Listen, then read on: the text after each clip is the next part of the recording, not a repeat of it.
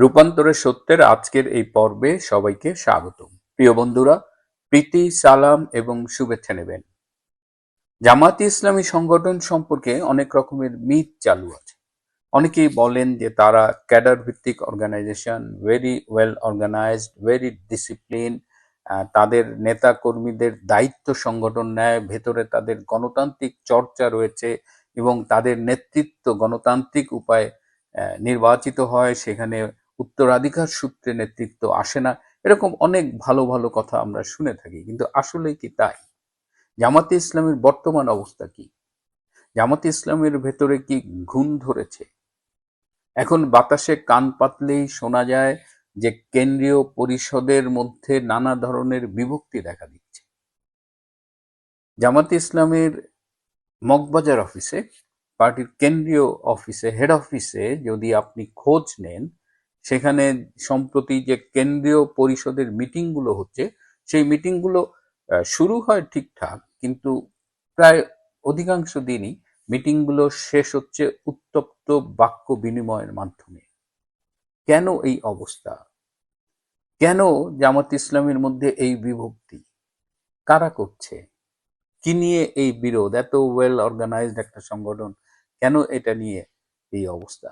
এবং যে মুহূর্তে এই কেন্দ্রীয় নেতৃবৃন্দ এইভাবে বিভক্ত, ঠিক সেই মুহূর্তে অনেক নিরীহ নেতাকর্মীরা মনে করছে যে তারা ইলেকশনের আগে আর মগবাজারের পার্টি অফিসে যাবে না।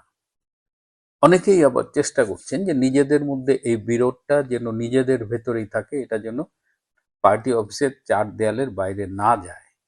কিন্তু কোনোভাবেই এটা আর চাপিয়ে রাখা যাচ্ছে না। কেন্দ্রীয় পরিষদে অস্বস্তি বাড়ছেই।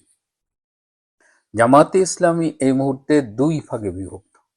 একটি হলো পোপ গ্রুপ, আর একটা হলো জামাতের আমির ডক্টর শফিক গ্রুপ।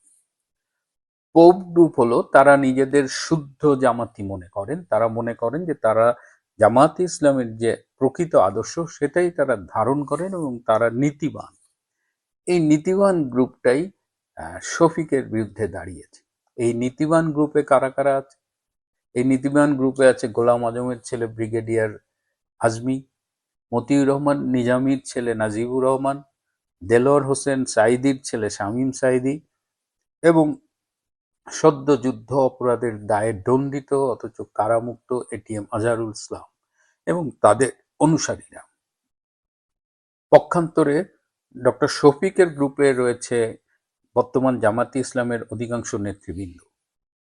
এদের বিরোধটা একদম তাদের অভিযোগ হলো যে ডক্টর শফিক তিনি ক্ষমতায় যাওয়ার জন্য এমন অনেক কাজ করছেন যেটা দলীয় আদর্শের পরিপন্থী। তিনি প্রায় ক্ষমা চান।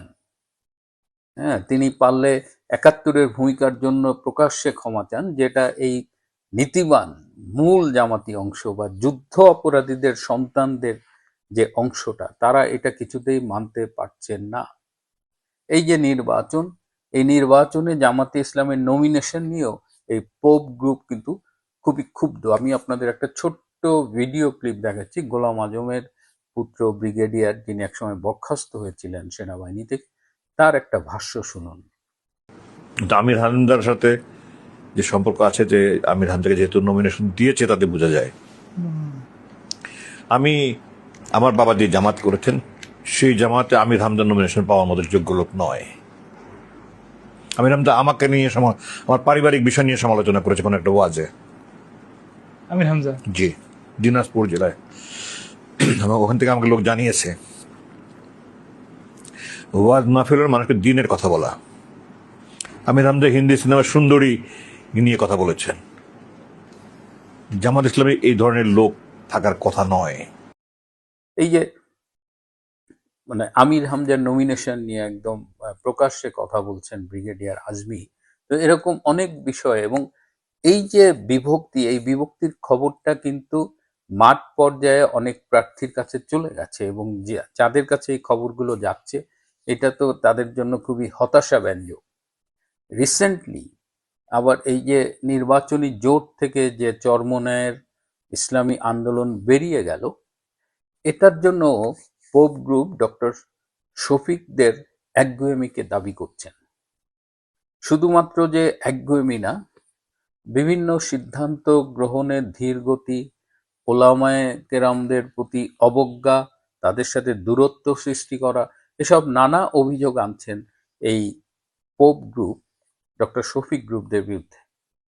এবং তারা ঠিক করেছে যে ডক্টর শফিক যেভাবে জামাতে ইসলামকে নেতৃত্ব দিয়ে ভুল পথে চলে যাচ্ছেন, সেইখানে তারা আর এই সংগঠনের সাথে থাকবে না এবং তারা নতুন করে বাংলাদেশ ইসলামী মুভমেন্ট নামে একটি সংগঠন করবে। এবং এই সংগঠন গড়বার লক্ষ্যে তাদের তৎপরতা কিন্তু অলরেডি শুরু হয়ে গেছে। এখন এই যে জামাতে ইসলামের এই যে বিভক্তি, এটার ইম্প্যাক্ট ছাত্র শিবিরের উপরে কিভাবে পড়বে, শিবিরের নেতাকর্মীরা এটা কিভাবে নেবে, নাকি শিবিরের নেতাকর্মীর তোপের মুখে পড়বে, এই কারা পড়বে, এই পোপ গ্রুপ না ডক্টর শফিক গ্রুপ, এটা নিয়েও কিন্তু এখন আলোচনা হচ্ছে। পোপ গ্রুপ মনে করছেন যে ডক্টর শফিক গ্রুপ অনেকটা সুবিধাবাদী অবস্থান গ্রহণ করেছেন এবং তারা ক্ষমতায় যাওয়ার জন্য মরিয়া হয়ে উঠেছেন। তারা যুদ্ধ অপরাধের দায়ে দণ্ডিত যেসব জামাত নেতা, যারা বাংলাদেশে জামাতের রাজনীতিকে স্টাবলিশ করেছেন, তাদের ব্যাপারে এই ডক্টর শফিক গ্রুপরা কিন্তু একটু দূরত্ব মেনটেন করছেন। এইটা এই যুদ্ধ অপরাধের দায়ে যাদের ফাঁসি হয়েছে তাদের পরিবারের সদস্যরাও খুব স্বাভাবিকভাবে নিতে পারছে না। তো এই যে, আর ডক্টর শফিক, তাকে মনে করা হচ্ছে যে সে পিওর জামাতি না, কারণ সে এসেছে জাসদের রাজনীতি করে। তিনি স্বাধীনতার পরে জাসদের রাজনীতি করতেন এবং তার ডিভোশন, জামাতের আদর্শের প্রতি ডিভোশন নিয়ে এই পোপ গ্রুপের মনে সন্দেহ আছে এবং তারা মনে করছে যে তিনি জামাতকে মূল রাজনীতি থেকে বিপথে নিয়ে যাচ্ছেন, ডিরেইল করছেন। তো এই অবস্থায় এখন নির্বাচনের আগে যখন ক্ষমতায় যাবার স্বপ্ন দেখছেন, ঠিক সেই সময় সবাই মিলে যখন কাজ করবার কথা, তখন এই বিভক্তির সংবাদ সারা দেশের তৃণমূল পর্যায়ে ছড়িয়ে পড়লে সেটি জামাতের জন্য কি ফল বয়ে আনবে, নির্বাচনী বিপর্যয়ে বয়ে আনবে কিনা, এখন সেটা নিয়েই মূলত আলোচনা হচ্ছে। এখন জামাত যে ভাঙবে এটা মোটামুটি নিশ্চিত। জামাতের ভেতরে যে ব্যাপক কনফ্লিক্ট, দ্বন্দ্ব, বিবাদ চলছে, এটা এখন ওপেন সিক্রেট।